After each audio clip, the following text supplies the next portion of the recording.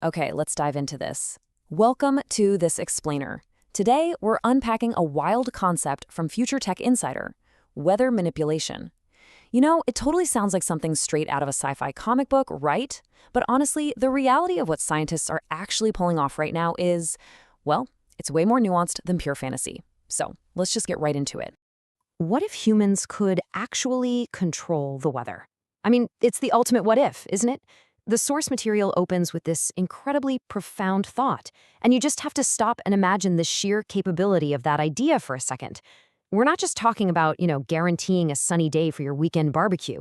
We're talking about the theoretical ability to literally stop a Category 5 hurricane dead in its tracks, or summon gentle rain over a bone-dry farm with just the push of a button. It hooks you instantly, doesn't it? Because it completely flips our fundamental relationship with nature on its head. For all of human history, we've just been at the mercy of the elements. But this question dares to ask, what if we were the ones calling the shots? So, picture this scenario for a second. Ominous, massive dark clouds are gathering over a densely populated city. The whole sky is turning that bruised, super threatening shade of purple and gray. But down below, inside a hyper-advanced command center, there's absolutely zero panic. Instead, you've got scientists calmly standing before giant screens, just monitoring this massive influx of atmospheric data. It totally captures that deep human desire for absolute weather domination. But while that perfectly sets our narrative stage, we've got to take a step back and separate the whole cinematic dream from what's actually happening in the laboratory.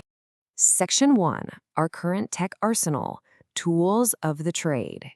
And this brilliantly illustrates that, hey, we aren't using magic wands here. We actually rely on three critical pillars of modern meteorology.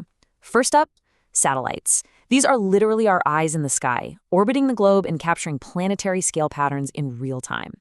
Next, AI systems. This is basically the brain of the whole operation, crushing millions of data points way, way faster than any human ever could. And finally, you've got weather stations right on the ground, gathering hyper-local, immediate data on things like temperature, pressure, humidity, the whole shebang. Now, these aren't tools for creating weather. No, they're a highly sophisticated network used to collect data and study the atmosphere with unprecedented precision. Scientists are leveraging this exact arsenal right now to massively improve our daily forecasts. Section 2, influencing versus controlling, knowing the difference. So the crucial point is understanding how we actually interact with the weather today. Take cloud seeding, for example. In short, it's an attempt to increase rainfall, but, and this is a massive but, it only works under very specific conditions. It's actually actively used in various parts of the world right now.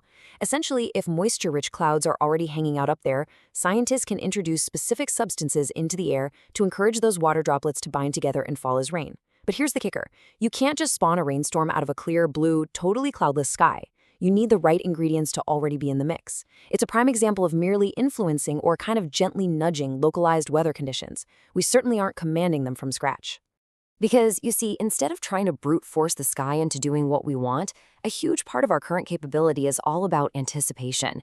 Just picture complex AI systems actively analyzing massive storm systems in real time, tracing their exact movements down to the mile. By recognizing incredibly complex historical patterns and honestly just crunching current atmospheric data at lightning speed, the AI predicts exactly where that storm is going to move next. It really shows us how technology is primarily helping us understand these dynamic, totally chaotic conditions. We're tracking the system, we're mapping its path, and we're calculating its intensity with tools that are literally getting smarter every single day. Now, what's really interesting about this slide is how it highlights a stark line in the sand. Influencing specific conditions with technology, like that localized cloud seeding we just talked about, is totally possible when nature decides to cooperate. But fully controlling the weather, that is a whole different ballgame. And frankly, it's impossible right now. I mean, no one, no government, no tech giant, no brilliant scientist can fully control the weather. The Earth's atmosphere is this unimaginably vast, interconnected system of pure, chaotic energy. To think we can fully govern the whole thing is to completely misunderstand the sheer, mind-boggling scale of planetary physics. The gap between those two concepts is absolutely massive. Let's move to Section 3 and see how this builds. The future of forecasting, a better tomorrow. Our source material leaves us with this wonderfully bright, super hopeful scene. The sun finally coming out and shining brightly after a brutal storm has passed, while people just continue with their daily lives. Think about what that actually represents for us. It represents resilience. We couldn't stop the storm, right?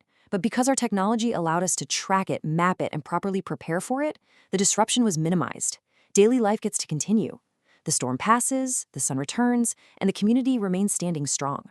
It just perfectly captures the incredibly positive, tangible impact of our evolving meteorological tech.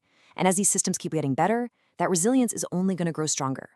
And honestly, this brings us to why all of this truly matters to you, to me, to absolutely everyone. The source concludes with this incredibly powerful quote, helping save lives and protect communities. Because at the end of the day, that is the ultimate goal here. The end game of all those satellites in orbit, those complex AI algorithms, and that massive global network of weather stations, it's not to play weathermaker. The real goal is hyper-accurate forecasting. When we know exactly what the weather is going to do days in advance, we can evacuate flood zones, we can secure critical infrastructure, and we can get resources exactly where they need to be long before a disaster even strikes. As forecasting becomes this insanely accurate, it serves a fundamental, life-saving purpose. It isn't about control, it's about ultimate preparation and protection. So as we wrap up this explainer, the source material leaves us with one final, lingering thought to chew on. Given the incredible, breakneck pace of technological advancement we're seeing, from AI mapping chaotic storms to active cloud seeding, do you think humans will ever fully control the weather? Will that massive gap between influencing and controlling ever truly be bridged? It's a fascinating puzzle to ponder as we look toward the future of science. I really want to thank you for joining me today to unpack these insights. If you want to keep exploring the bleeding edge of what's possible, for sure go follow Future Tech Insider for more amazing future tech stories. Keep learning, keep questioning, and I will catch you on the next one.